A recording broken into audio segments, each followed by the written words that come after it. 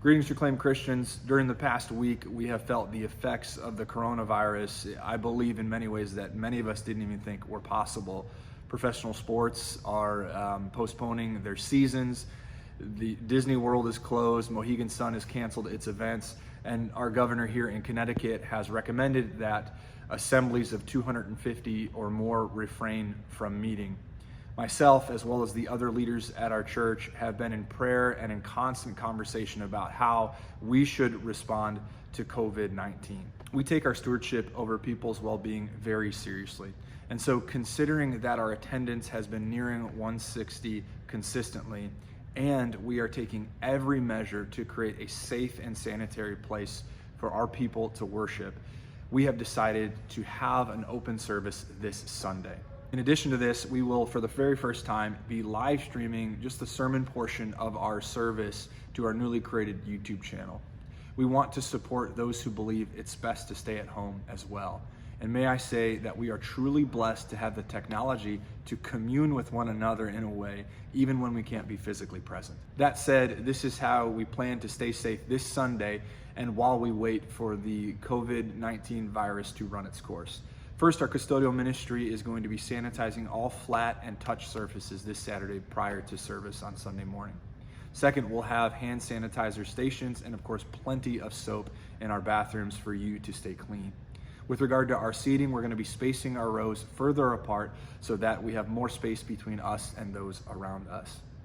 For communion, we ordered and overnight shipped factory-sealed, single-serve communion cups and wafers for us to have communion together. In addition to that, we will be having a come forward communion so that we avoid passing the plates. The same is true for our offering as well.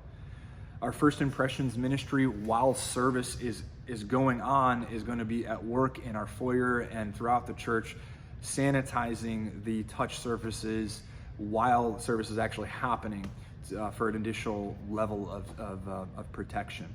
Our kids zone will actually be closed, and we're doing this, of course, because it's hard to keep kids from touching and playing with one another. However, for those of you that have children and are bringing them with them to church, we will be opening up our foyer, and we'll have a TV in there with some folding chairs if you want to take your children out in the foyer and enjoy fellowship and communion with your church in that way. In addition to all of this, we encourage our people, while you're here, of course, to avoid physical contact.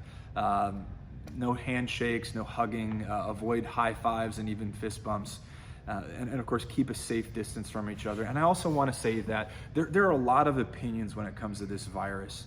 And I don't want to say anyone is right or wrong for thinking and feeling the way that they think and feel.